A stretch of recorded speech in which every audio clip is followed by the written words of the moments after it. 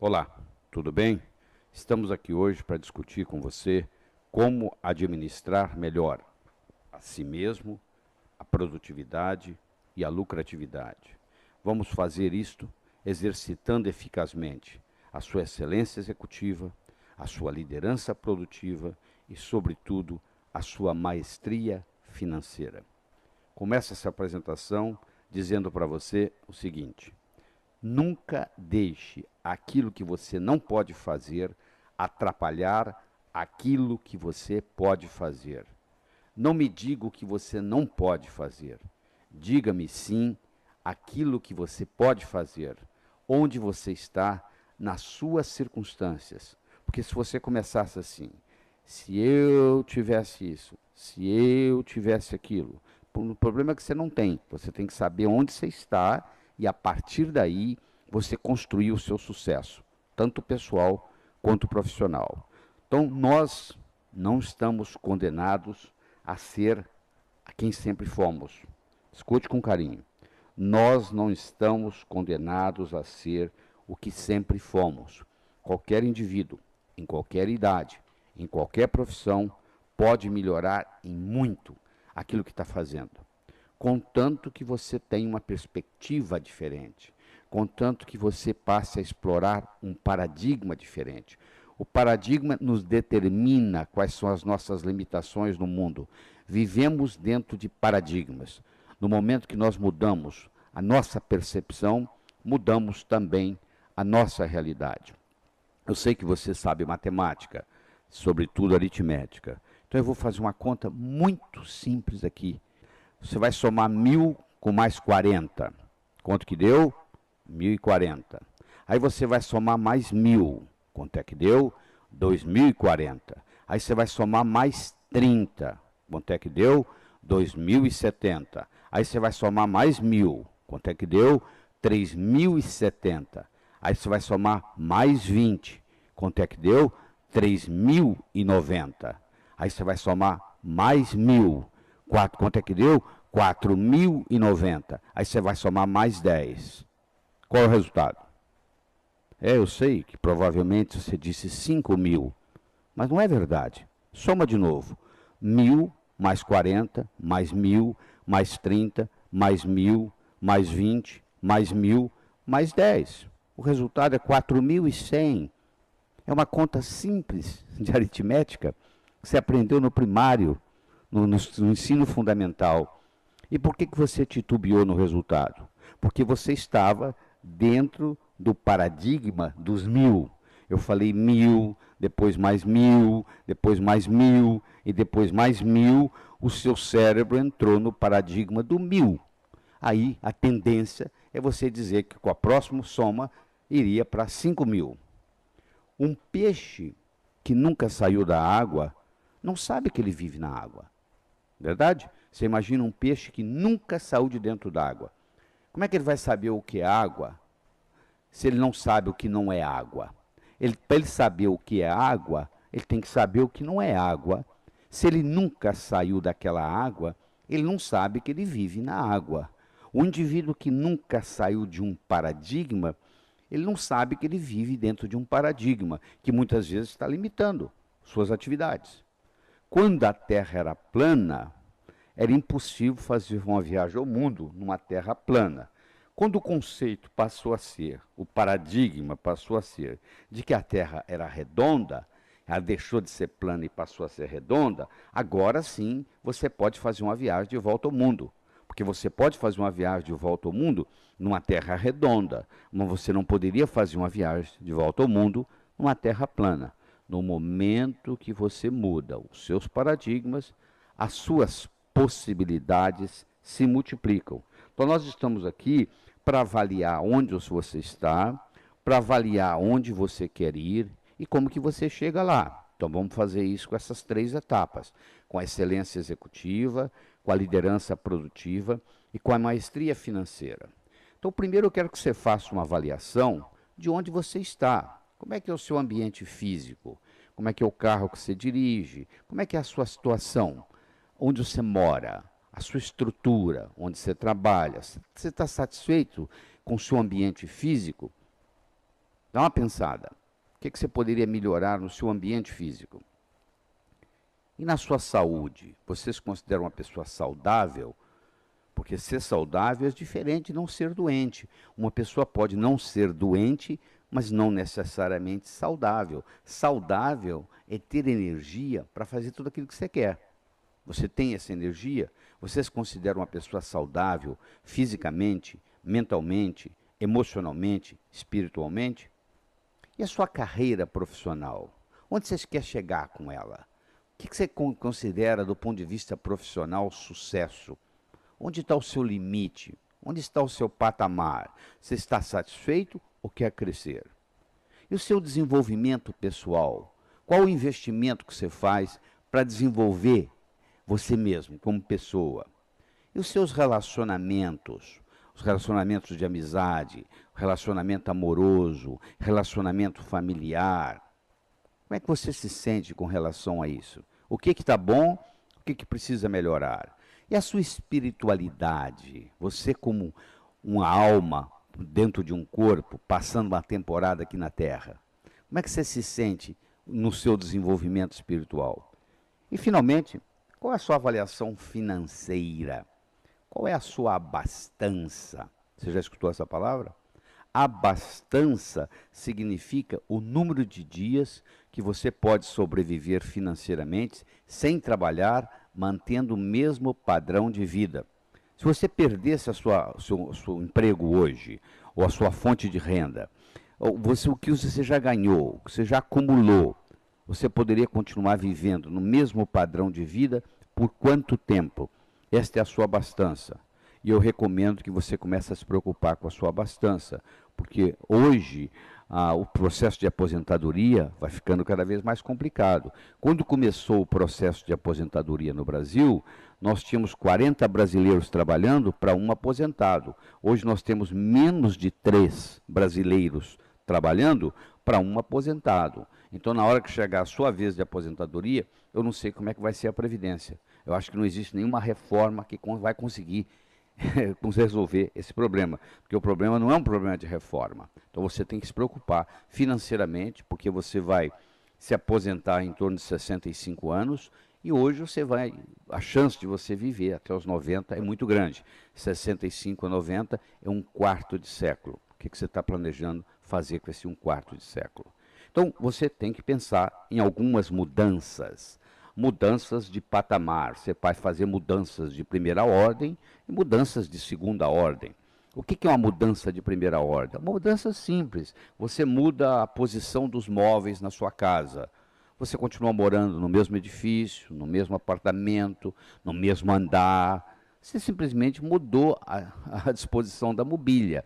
Isso é uma mudança de primeira ordem. Agora, se você muda de um apartamento para uma casa, ou de uma casa para um apartamento, se você muda de um bairro para outro, você já fez uma mudança mais substancial. Então, na vida, é importante você fazer as duas coisas. Você tem que se preocupar com mudanças pequenas, de primeira ordem, e mudanças grandes, de segunda ordem. Para que você mude, 6 coisas são necessárias. A primeira é você ter um potencial. Isso eu sei que você tem. Porque Sócrates dizia que o homem preguiçoso é aquele que poderia ser melhor empregado. E de acordo com a definição de Sócrates, todos nós somos preguiçosos, porque nós não estamos usando nem 5% da nossa capacidade mental. Qualquer pessoa, em qualquer idade, em qualquer profissão, pode melhorar o seu desempenho. E você não é exceção. Então você tem o potencial que você não está usando. Você tem que ser capaz de solucionar os problemas no nível onde você está. Se você tiver problemas ainda sem solução, fica complicado você mudar. Então, primeiro, você tem que resolver esse processo. Terceiro, tem que haver algo que estimule você ou que incomode você. Porque Napoleão dizia que nós só tem 2 coisas que motivam o ser humano. Um é medo, a outra é interesse. Ou você muda por medo, ou você muda por interesse. Ou você muda por medo de alguma coisa que está lhe incomodando, e aí você vai fazer alguma coisa para resolver, ou você muda por interesse, você descobre um novo mundo, uma nova perspectiva, e você começa a mudar. Então, no seu caso, Qual que predomina? Você quer mudar porque tem alguma coisa ali incomodando, ou você quer mudar por mudar? Ou seja, você quer ir para um patamar diferente, você quer passar para uma nova fase. E para isso você tem que ter uma série de insights, você tem que ter uma série de ideias, e esse material que você está escutando, esse material serve, inclusive, para você ter essas ideias. Para isso que foi desenhado isso aqui.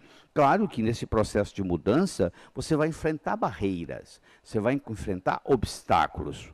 Você pode considerá-los como obstáculos ou você pode considerá-los como etapas. Qual a diferença entre uma etapa e um obstáculo? Se eu mantenho a minha visão na minha meta, o que está entre eu e a minha meta são apenas etapas. Se eu tiro a minha visão, se eu tiro o meu olhar da minha meta, aí é diferente. Aí o que está entre eu e a minha meta passa a ser obstáculos.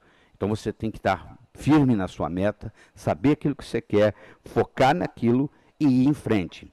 E com isso aí há uma consolidação da sua mudança. Porque às vezes se você mudar, mas se você não tiver um ambiente que lhe ajude no processo de manter essa mudança, fica muito complicado. Entendeu? Fica muito complicado. Então você tem que ver se a sua família vai apoiar essa mudança, se os seus colegas de trabalho vão apoiar, porque não adianta você mudar por mudar e não tiver uma consolidação do processo. É muito importante você entender isso. Se eu me deito na lama e me sujo, e tomo um banho, e fico limpinho, e vou e me deito na lama de novo, não adiantou nada eu ter tomado banho. Se eu faço uma mudança, volto para o meu meio ambiente, e o meu meio ambiente não apoia essa mudança, a tendência é voltar ao que era antes. Então, um executivo vai para um treinamento, recebe ideias novas, volta para a empresa e não tem o apoio, a cultura necessária da empresa, a cultura empresarial, para apoiar esse conhecimento que esse executivo acabou de adquirir. Isso aí não adianta nada, porque logo, logo ele volta a fazer tudo aquilo que ele fazia. Nós temos um curso chamado Sintonia, que é um curso estruturado para promover um desenvolvimento pessoal e profissional nas pessoas. Tem uma duração de 39 horas, 12 no primeiro dia, 17 no segundo e 10 no terceiro, onde nos 2 primeiros dias nós cuidamos da parte pessoal e no terceiro dia nós cuidamos da parte profissional. Então, primeiro tem que ter uma reestruturação pessoal importante, para depois ter uma reestruturação profissional, que agora vai estar consolidada, porque eu tenho uma reestruturação pessoal forte. Então, eu recomendo você que está aí me escutando, nós temos que trabalhar com 4 verbos. O verbo conservar, o verbo obter, o verbo desfazer e o verbo evitar. Por que isso? Porque tem coisa que você tem e gostaria de ter, não é verdade? Você deve ter uma boa família e gostaria de ter uma boa família. Então, se esse é o caso, o que você tem que fazer? Você tem que conservar essa boa família. Então, esse é o verbo a ser conjugado nesse caso. Aquilo que você tem e gostaria de ter, então você tem que conservar, não é? Não vai acontecer espontaneamente. Você tem que fazer a manutenção do seu carro, não é verdade? Se você não fizer a manutenção, você terá problemas. Você tem que fazer a manutenção do seu relacionamento. Isso é a conservação. Agora, tem coisa que você gostaria de ter e não tem. Se você gostaria de ter e não tem, então o verbo a ser conjugado é o verbo obter. O que na sua vida pessoal e na sua vida profissional que você gostaria de ter e ainda não teve? Então, isso aí são coisas que você tem que obter. Tem coisa na sua vida que você tem, mas não gostaria de ter, né? Uma pessoa pode ter câncer e provavelmente não gostaria de ter câncer. Então, isso são coisas que nós vamos desfazer. Eu posso ter um medo do fracasso ou até o medo do sucesso, e eu não gostaria de ter esse medo. Então, qual é a minha atitude com relação a isso? É desfazer este medo. Então, esse é o verbo a ser conjugado. E tem coisa que eu não tenho e nem gostaria de ter.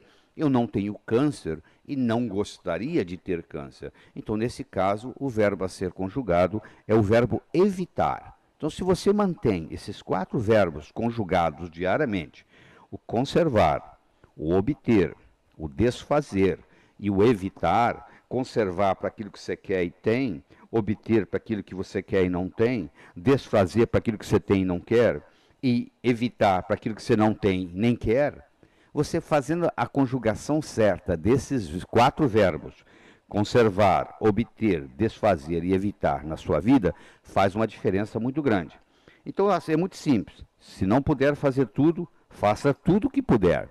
Então, você tem que ser uma pessoa mais proativa. A analogia que eu faço é muito simples. É entre um termômetro e um termostato. O termômetro mede a temperatura de onde você está.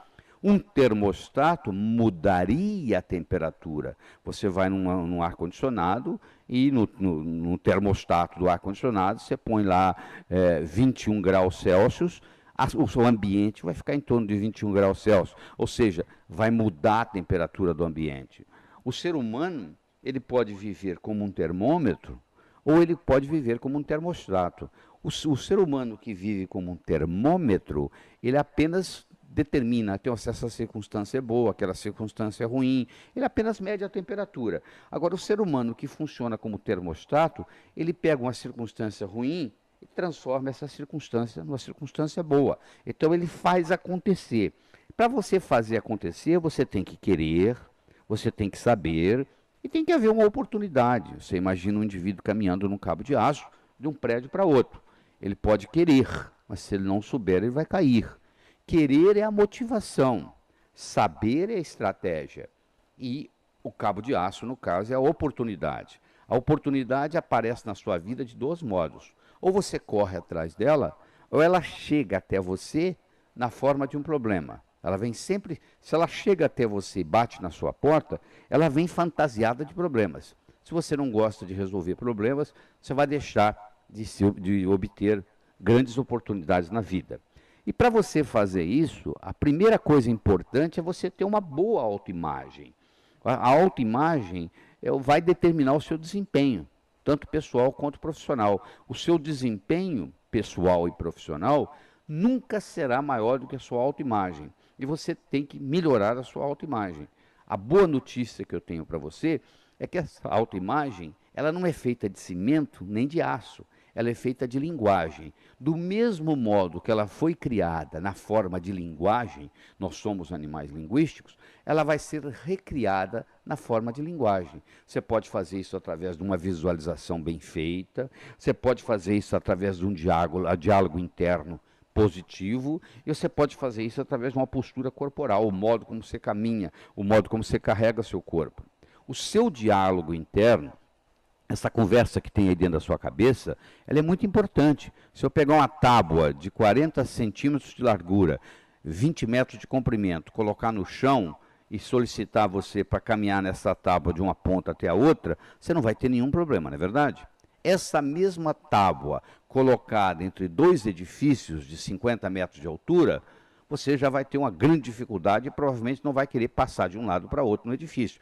Apesar da tábua ser a mesma. Ela tem a mesma largura, 40 centímetros, ela tem o mesmo comprimento, 20 metros. Mas por que você não faz? Porque chega lá e você fica com medo de que vai escorregar, que vai cair, que etc. e tal. Isso aí eu estou lhe mostrando a importância do diálogo interno. Então, o modo como você conversa com você mesmo é fundamental. E a postura corporal, o modo como você carrega seu corpo. As pessoas deprimidas, em geral, são pessoas cabisbaixas, são pessoas que estão olhando para baixo, que estão com um diálogo interno negativo. Então é importante você ter uma boa autoimagem, uma boa autoestima, para você ter a sua parte profissional importante. Porque é fundamental você mudar os seus modelos mentais. Porque os modelos mentais são os mapas que nós usamos para navegar no mundo. Aprender modelos mentais poderosos é aumentar a habilidade de gerar resultados desejáveis. Vou repetir o que eu falei. Aprender modelos mentais poderosos é aumentar a habilidade de gerar resultados desejáveis. O que você está aprendendo comigo aqui são modelos mentais poderosos. E nós agora vamos passar para uma segunda parte dessa apresentação, que é a liderança produtiva. Então, a liderança produtiva é fundamental. Deixa eu lhe fazer uma pergunta. Você acha que é possível alguém aprender mais de 500 palavras em inglês em 3 minutos? Você vai dizer, não, não é possível. É possível sim, eu vou provar isso para você. Então, eu quero que você aí anote o nome. É uma mulher que se chama Alenciação Mentidade. Alenciação Mentidade. Escreveu o nome dela? Alenciação Mentidade. Essa mulher tem um nome Mentidade porque ela mente sobre a idade dela. E a dona Alenciação Mentidade vai lhe ensinar quase 600 palavras em inglês em menos de 3 minutos. Então vamos pegar o primeiro nome dela, que é Alenciação, e vamos dividir em Al-enciação.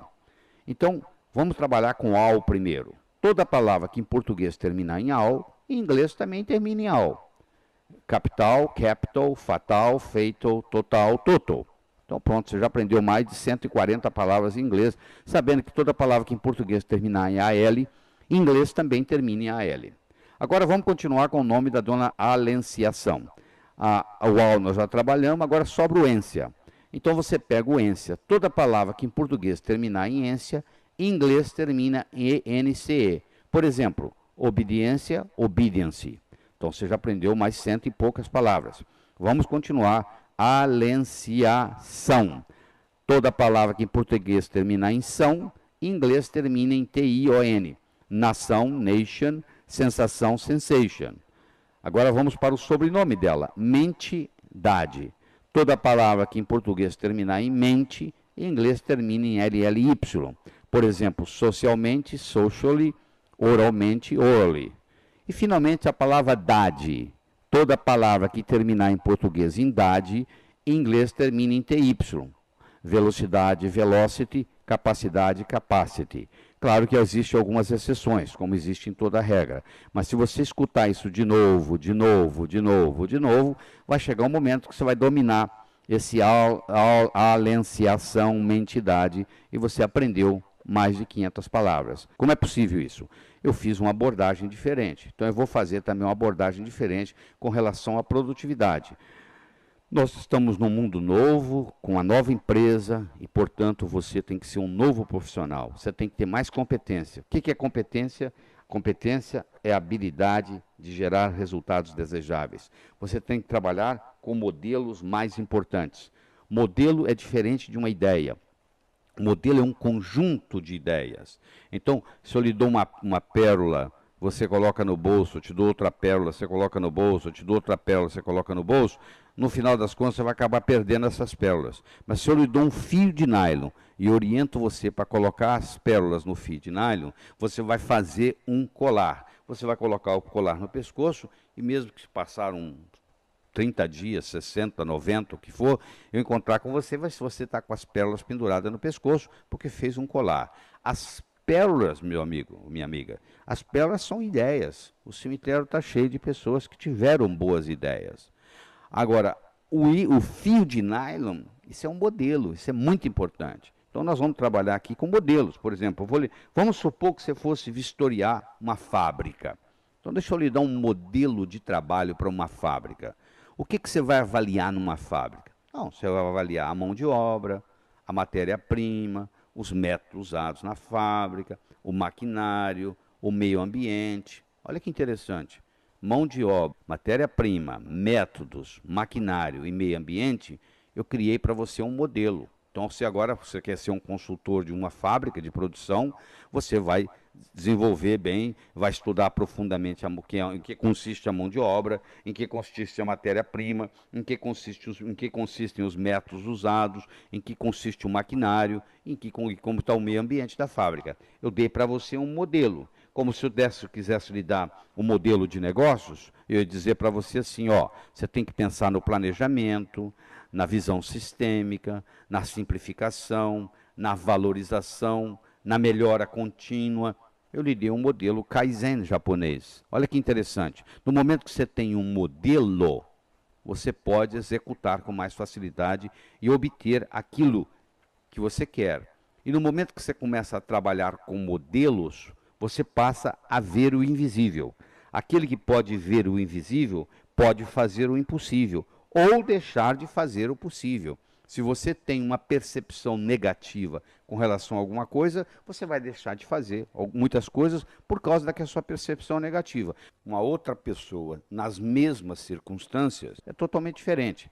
Conta a história que um vendedor de sapatos chegou a um país da África, viu todo mundo descalço e passou um e-mail para a empresa dele, ó, estou pegando o próximo avião, porque aqui ninguém usa sapatos. Um outro vendedor de uma outra fábrica de sapatos chegou neste mesmo país, viu todo mundo descalço e, e passou um e-mail para a empresa, para a fábrica dele. Estou ficando por aqui, não temos concorrência. Verdade? A situação era a mesma, as pessoas estavam descalças. Agora, para um foi um problema, para o outro foi uma oportunidade. Para todo mundo é assim. E vai depender muito da percepção. E vai depender muito da sua capacidade de visão sistêmica. É muito importante isso. Qual é a sua capacidade de visão sistêmica? Deixa eu descrever para você aqui um probleminha de visão sistêmica muito interessante. Olha só. Um homem mora perto de uma ponte por onde passam 20 trens por dia. Todos os dias, em horários diferentes, ele vai observar e anotar os trens que por ali passam. Nessa ponte passam tanto trens de carga quanto de passageiros. O homem fica observando até que passa um trem e então anota se é de carga ou de passageiros. Está seguindo? Talvez você tenha que escutar isso de novo. Para lhe ajudar, eu vou repetir o problema. Um homem mora perto de uma ponte por onde passam 20 trens por dia. Todos os dias, em horários diferentes, ele vai observar e anotar os trens que por ali passam.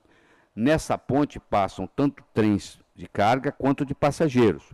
O homem fica observando até que passa um trem e então anota se é de carga ou de passageiros. Está acompanhando? Ao fim de um ano, ele constatou que 90% dos trens que viu passar eram de carga e apenas 10% de passageiros. Então, concluiu que por ali passavam 9 vezes mais trens de carga do que de passageiros. Um dia, conversando com um funcionário da ferrovia, ficou sabendo que a quantidade de trens de carga e de passageiros que passava por ali era exatamente a mesma. Sem nenhum truque, eu quero perguntar para você como é possível. Ele pensou e anotou 90% dos trens que viu passar serem de carga e apenas 10% de passageiros. E quando conversou com o funcionário da ferrovia, constatou que o número de trens de passageiros de carga que passavam por ali era o mesmo. E agora? Como é que você resolve isso? Você vai começar a pensar e à medida que você vai desenvolvendo, descobrindo a resposta, que não tem nenhum truque, isso aqui não é truque, você aprende a desenvolver a sua habilidade sistêmica. Se você, depois de quebrar a cabeça, não chegar à conclusão, você liga para o meu escritório em São Paulo, que o código é 11, né? Operadora 11 3889-0038, repetindo, São Paulo 11 3889-0038, e alguém lá vai lhe dar a resposta sobre esse problema, entendeu? Mas primeiro você tem que quebrar a cabeça, você tem que primeiro desenvolver a sua habilidade de pensar sistemicamente. Porque no momento que você desenvolve a sua habilidade de pensar sistemicamente, você passa a ganhar mais dinheiro. Então eu vou dar para você de presente agora uma pergunta que ajuda você a pensar sistemicamente. Qual é o problema mais amplo do qual este é apenas uma parte? Repetindo, qual é o problema mais amplo do qual este é apenas uma parte? Só isso ajuda você a pensar sistemicamente e melhora a sua capacidade e melhora a sua produtividade como executivo. Então, numa empresa, existem várias, pensando sistemicamente, você tem que pensar em várias coisas. Você tem que pensar nos fornecedores, nos clientes, na comunidade, nos funcionários, colaboradores, nos acionistas. Quer dizer, os acionistas e os funcionários fazem a parte interna da empresa. Os fornecedores, os clientes, a comunidade fazem a parte externa da empresa. Já que eu estou falando de empresa, deixe-me fazer-lhe uma pergunta. O que é uma empresa? Hein? Se você tivesse que responder, o que é uma empresa? São as instalações? Não. Sua empresa amanhã pode mudar de local, não pode? E continua sendo a mesma empresa, né? São os produtos? Também não. A IBM fabricava mainframe computer, depois passou a fabricar PC, e hoje não fabrica nenhum dos dois, e continua sendo IBM, International Business Machine. Será que a empresa são as pessoas? E se você mandar todo mundo embora? não continua sendo IBM? Se você for na IBM hoje e voltar lá daqui 15 anos, você não vai encontrar um funcionário trabalhando lá, que está lá hoje. O turnover, a rotatividade da IBM em 15 anos chega a ser 100%. Então, você pode mudar as pessoas, você pode mudar as instalações, você pode mudar os produtos e continuar a empresa. Então, empresa não é isso. O que é uma empresa?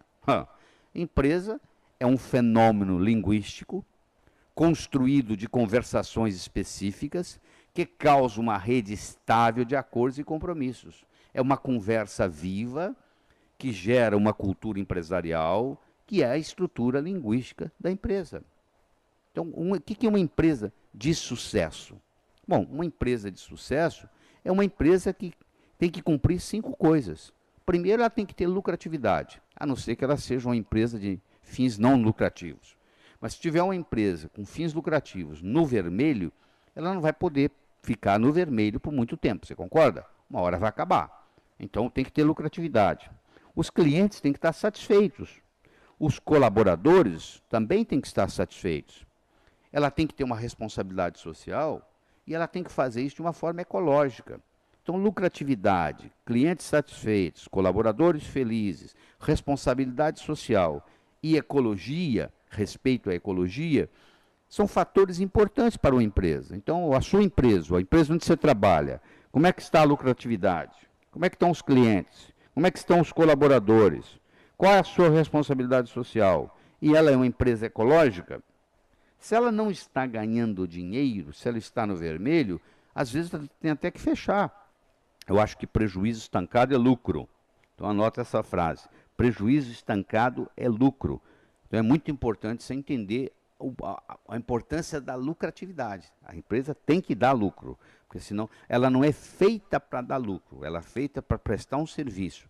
Mas como consequência, ela tem que dar lucro. Então, para mudar uma empresa, você tem que mudar essa cultura empresarial. Todas as vezes que você brigar contra uma cultura, você perde. Mesmo que não esteja escrito lá na empresa que você não pode trabalhar de batom, se você é do sexo masculino e passar batom, você vai chegar lá, provavelmente você vai perder seu emprego, não é verdade? Não está escrito lá que você não pode trabalhar de batom, nem ir com a saia da sua irmã. Mas vai com a saia da sua irmã para você ver o que acontece. Então, mulher pode usar roupa de homem. Homem não pode usar roupa de mulher na sociedade que nós vivemos. Então, sempre a cultura ganha. Então, você tem que, para mudar uma empresa, você tem que mudar a sua cultura empresarial. Deixe-me passar para você um outro modelo muito importante, que é o chamado modelo da restrição operacional, do Goldratt. Você tem uma corrente, imagina uma corrente. Qual que é a resistência de uma corrente? Bom, a resistência de uma corrente é a resistência do seu elo mais fraco, não é verdade? Então, se você puxa a corrente, ela vai arrebentar onde? No elo mais fraco. Então, na empresa também, você tem que ver como se fosse uma corrente. E onde é que está o elo mais fraco? Na sua empresa, onde é que está o elo mais fraco? Onde é que está a restrição operacional? Se você não está conseguindo vender o que você produz, o que adianta você comprar uma máquina nova para aumentar a produtividade? Não adianta nada, não é verdade? Você primeiro tem que trabalhar no departamento de vendas e marketing, aumentar suas vendas, para depois pensar em aumentar a produção. Então você tem que estar sempre perguntando qual que é o elo mais fraco. Onde é que está o elo mais fraco? Onde é que está o elo mais fraco?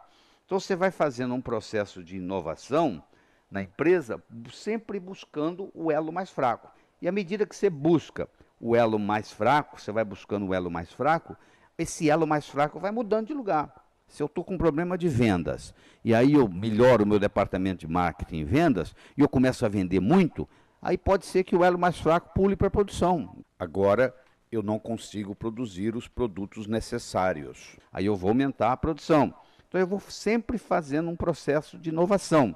Existem vários níveis de você fazer uma inovação. Você pode fazer uma inovação de manutenção, ou você pode fazer uma manutenção revolucionária. Quando você é capaz de fazer uma inovação revolucionária, claro que aí a coisa muda, aí a coisa fica muito mais interessante, aí o potencial de geração de dinheiro, de riqueza é muito grande. Você lembra daquele seu amigo jovem que, quando começou a era do celular no Brasil, aquela pessoa se envolveu com o celular e hoje é milionário. Ou seja, uma nova tecnologia que chegou, inovadora, a pessoa foi nessa tecnologia e foi em frente e conseguiu uma riqueza, né? Que foi, ninguém acreditava que podia ser, porque participou de uma inovação revolucionária. Eu agora quero discutir com você um pouco sobre o aspecto da maestria financeira. Nós vivemos num mundo que se caracteriza por 3 palavras: complexidade, velocidade e incerteza. Então deixa primeiro eu falar sobre complexidade. Complexidade não depende do número de peças envolvido, mas da relação entre elas. Se eu tiver um quebra-cabeça com 1000 peças, ou tiver um jogo de xadrez com 32 peças, e eu perguntar para você o que é mais complexo, bom, claro que é o jogo de xadrez. O mesmo que o quebra-cabeça tenha 1000 peças, depois que aquilo ali vai encaixando na outra, vai encaixando na outra, vai encaixando na outra, é muito diferente do que as 32 peças. Então, eu posso ter uma empresa com 1000 funcionários, muito menos complexa para administrar do que uma empresa com 32 funcionários. Então, uma empresa com 1000 funcionários, onde o trabalho é predominantemente braçal, e uma empresa com 32 funcionários, onde a tarefa é criar programa de computador, criar software, é muito mais complexo de administrar esses 32 funcionários que trabalham com programação do que administrar os outros 1000 que têm uma atividade braçal. Então, complexidade não depende do número de peças, mas sim da interação entre as diferentes partes. Segundo, vivemos num mundo veloz. Para você ter uma ideia, o rádio, com seu início em 1918, ele levou 30 anos para atingir 50 milhões de pessoas. O Hotmail, que começou em 1999, ele levou 1 ano para atingir 50 milhões de pessoas. Vou falar de novo. O rádio, que começou em 1918, passaram-se 30 anos para ele atingir 50 milhões de pessoas. O Hotmail, que iniciou-se em 1999, com 1 ano, atingiu 50 milhões de pessoas. Olha como é que nós vivemos num mundo mais veloz. Em 1800, uma pessoa, um ser humano, podia percorrer confortavelmente 38 km por dia. Em 1900, já com trens, podia percorrer 190 km por dia. No ano 2000, de avião, por dia, sem nenhum problema, 950 km por dia. Se a proporção continuar a mesma, no ano 2100 nós vamos estar viajando 4.750 km por dia, e se a proporção continuar a mesma, no ano 2200 nós estaremos viajando 23.750 km por dia. Quer dizer, olha que interessante, de 1800 para 2200, o homem vai de 38 km por dia para 23.750, ou seja, a velocidade de tudo aumenta. E a incerteza, complexidade e incerteza são irmãs gêmeas. Cresce uma, cresce outra. A Prigogine, que ganhou o prêmio Nobel, ele diz o seguinte: em sistemas complexos, uma pequena modificação pode desencadear uma evolução totalmente nova, que irá alterar todo o comportamento do sistema. Aliás, isso tem um nome conhecido como o nome de efeito borboleta, que o Edward Lorenz, do MIT, do Massachusetts Institute of Technology, ele mostrou que uma pequena alteração em um dos elementos de um sistema complexo pode criar uma enorme diferença no resultado. Ou seja, um bater de uma asa de borboleta na Coreia do Sul pode causar uma chuva em São Paulo. Então, isso é importante você entender, que às vezes uma pequena modificação na sua empresa pode acarretar um resultado muito grande nesse sistema complexo.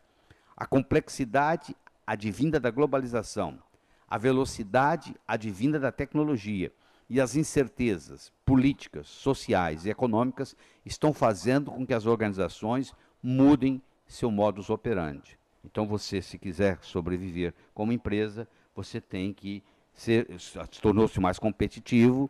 A globalização da economia estabelece novos padrões de competitividade baseados na competência de ação. Então, os próximos desafios que nós temos no mundo empresarial são essa grande velocidade, o poder do cliente cada vez maior, a competição a baixo custo e a tomada de decisões sob incerteza e gestão não supervisionada. Então, cada vez você vai ter que ser mais intuitivo, cada vez você vai ter que aprender a fazer mais com menos. Falando em fazer mais com menos, eu tenho uma história aqui para você. Diz que uma vez, num oásis, 3 irmãos discutiam a herança deixada por seu pai, que acabara de morrer. O pai tinha deixado 35 camelos para os 3 irmãos, mas do seguinte modo: o mais novo ia receber metade, o do meio ia receber 1/3 e o mais velho ia receber 1/9. E eles estavam discutindo como fazer isso, porque metade de 35 era 17,5, 1/3 de 35 era 11,6 e 1/9 de 35 era 3,8. Então eles estavam tentando discutir como é que eles iam dividir os camelos, já que um tinha que ficar com 17,5, o outro com 11,6 e o outro com 3,8. Então não chegava a um acordo de como dividir esses 35 camelos.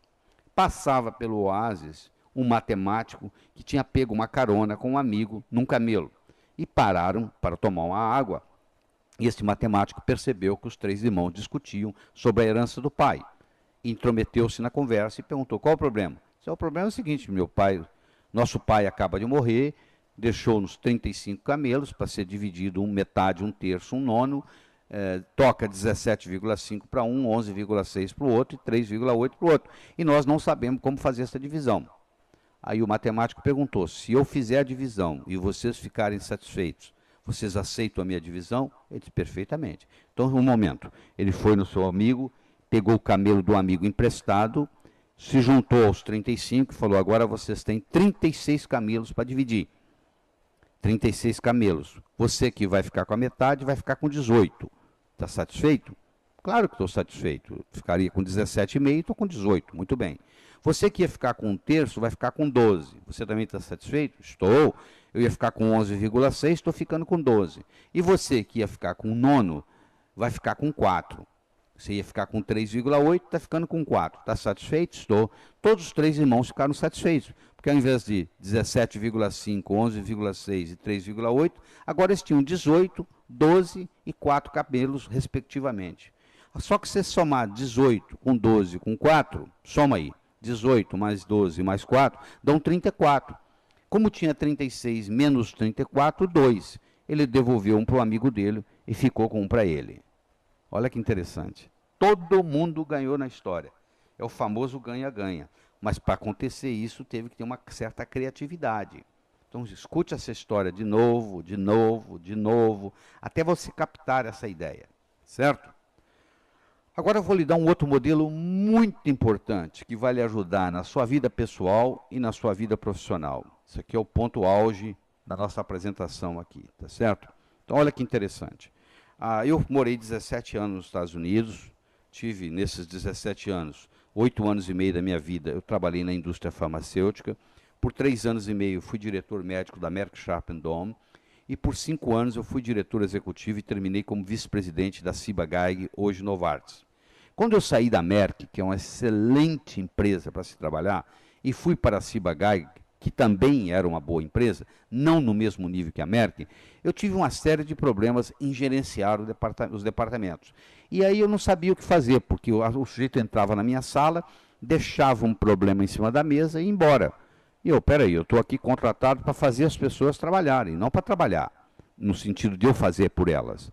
E aí eu bolei um modelo que eu vou compartilhar com você. Eu reuni todas as pessoas que reportavam para mim e disse para eles o seguinte: a partir de hoje, para você entrar na minha sala, você vai ter que me responder 4 perguntas. A primeira pergunta é: qual é o problema? A segunda é: quais são as causas do problema? A terceira é: quais são as possíveis soluções? E a quarta é: na sua opinião, qual é a melhor solução? Então esse é o modelo, anota aí.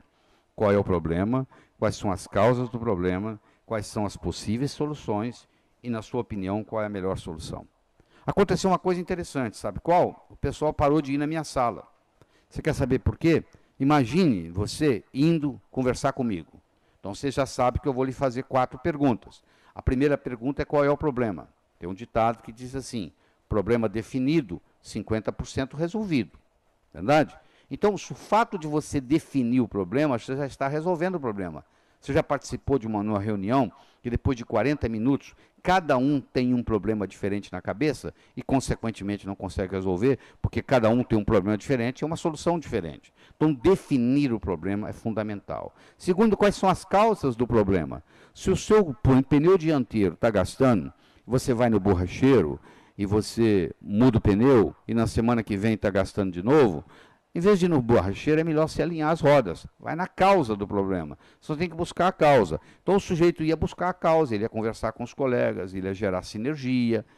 Terceiro, quais são as possíveis soluções? Tem esta, tem esta, tem esta. Ele poderia até ligar para um consultor e perguntar para um consultor. Porque o consultor, ele às vezes tem uma perspectiva diferente, que ele não participou, ele não está envolvido emocionalmente com o problema. Faz uma diferença. Falando de consultor, deixa eu contar para você uma história. Diz que uma vez, um sujeito dirigia uma Cherokee numa estrada sem asfalto, e nisso que ele fez uma curva, ele viu que havia um senhor segurando um cajado e tomando conta de umas ovelhas. Ele parou o carro, e com a curiosidade dele, chegou até perto do senhor, olhou as ovelhas e perguntou: o senhor é dono dessas ovelhas? Ele falou: sou. Pô, o senhor tem bastante ovelhas aqui? Tenho bastante.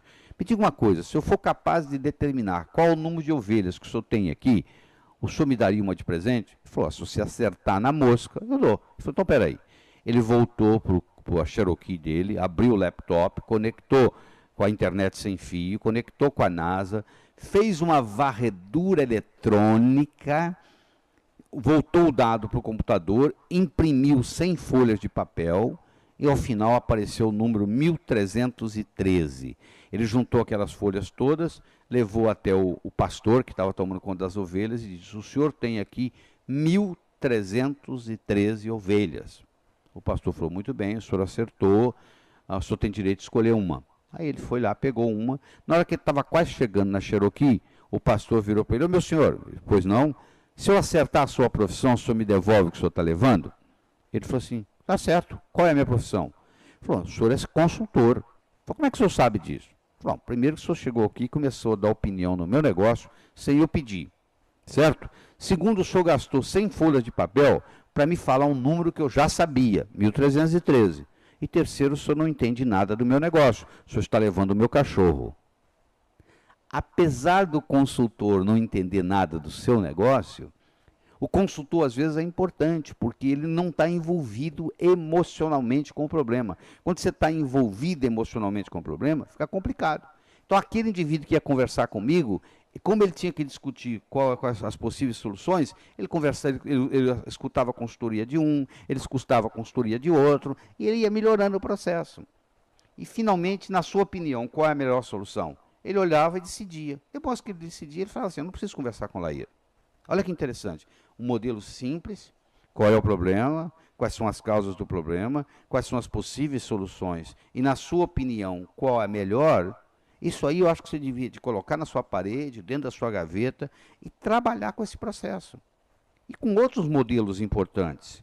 Eu tenho modelos, por exemplo, que é o modelo da autodestruição construtiva, onde você tem que estar sempre destruindo para construir. Não existe construção sem destruição. Você vai construir uma casa, você não faz um buraco no chão, você não destrói a madeira, você não dinamita a pedra. Então, a autodestruição construtiva é muito importante. É importante você trabalhar com o princípio Deming. Você sabe que o Deming é o pai da qualidade total. O princípio Deming é o seguinte, olha que bonito. Quando você fiscaliza os primeiros 15% do processo para corrigi-los, suas condições iniciais, né? Assegura pelo menos 85% do resultado desejado. Edward Deming falou isso. Ou seja, claro que você pode delegar, você deve delegar, mas se você tem um projeto importante, você tem que tomar conta dos primeiros 15%. 85% dos problemas de uma empresa são problemas de métodos, processos controláveis pela gerência. Então, primeiro você controla, depois você delega. Existem outras leis lucrativas importantes. Existe a lei de Parkinson, existe a lei de Pareto.